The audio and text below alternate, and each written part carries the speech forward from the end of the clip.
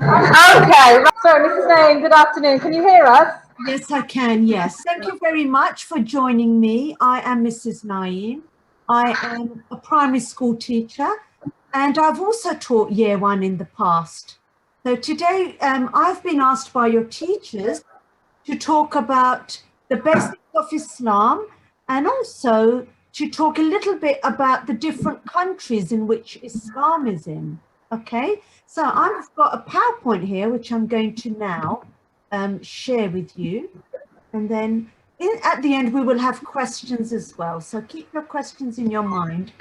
Okay, so we're going to talk about Islam first. We believe in one God and we try and call him Allah. And Allah is the original name for God. And Allah is the same God which Jews and Christians worship.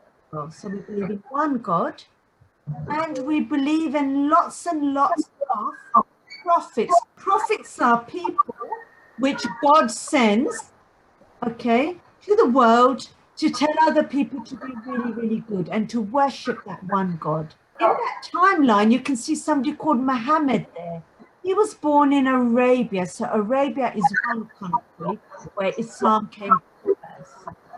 And Muhammad, he used to go into a cave and he used to remember God. And in that cave, one day, Angel Gabriel came to visit him. And Angel Gabriel told him to read some words, and they were words of the Holy Quran, which is the book of Muslims. And in that book, it told everybody to start doing 5 things. Those 5 things are called the 5 pillars of Islam. And those 5 pillars are believing in one God, prayer, charity, and fasting, which is where we try and remember the poor, and we give up our food and drink for a little while so that we can remember the poor. And the last one is once in a lifetime we go to Arabia, where Muhammad was born, to worship God. And that makes our faith. Islam was spread around by merchants. Merchants are people who go around different areas of the world and they sell things like gold and jewelry and perfumes and spices. These are all the countries where the merchants went first. So they went to mainly Arabia, then Asia, and then some went into Europe like Spain as well. And then later on, Islam also came to England, to America, to Canada, to France, to Germany. And Indonesia is actually one country which has the most number of Muslims in it. Muslims are all over the world. Okay, and we're now going to ask you questions. If anybody has got any questions on what I've told you today, anything you'd like to ask. Got any questions for our class about? Yeah. What's your question, Tommy? It's about Muslims. It is about Muslims, it is. That's what we're learning about. And what would you like to know about Muslims? What have we learned about Muslims? What have we learned? What do they do for Ramadan? Can you remember? We did it last week. What do they do for Ramadan? Remember?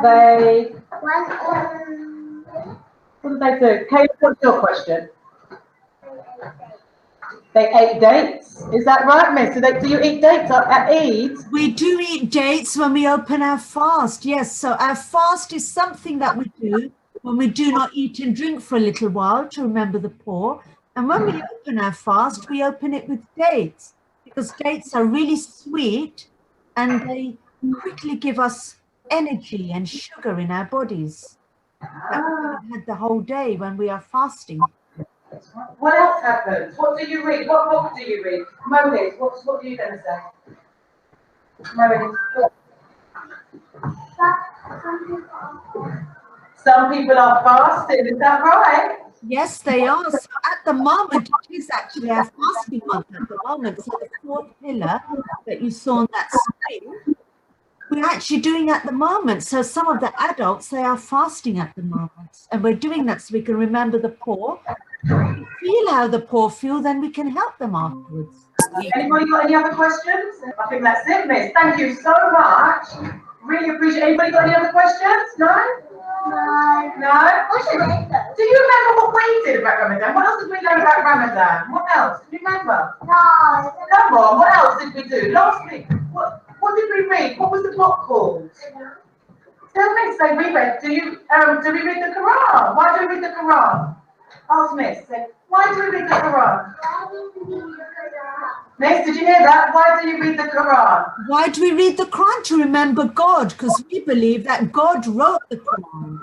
So when we read the Quran, we remember God and we remember all the good things also that we need to do in our life, like fasting and giving money to the poor, charity, okay, and praying, all those things. We remember all that when we read the Quran, because the rules are written in the Quran, aren't they? And we remember God at the same time, all in one. And it's a form of worship. Now, who can remember, where do they go to pray? You know, like we were talking, where do they go to pray? Where do they go? To the mosque.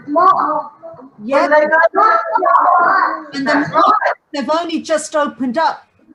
Still, it's restricted numbers at the moment. So the mosque has just opened up, and then we are now going to pray in the evenings at the mosque as well, which is really good, isn't it? We're all getting back to normal slowly. Thank you so much, Miss. Thank you so much for that. What's the miss's name? Oh, we'd like to know your name, Miss. What's your name? Mrs. Naeem. Mrs. Naeem. Naeem. And Okay. Say thank you, Mrs. Naeem. Bye. Bye. Bye. Thank you. Bye.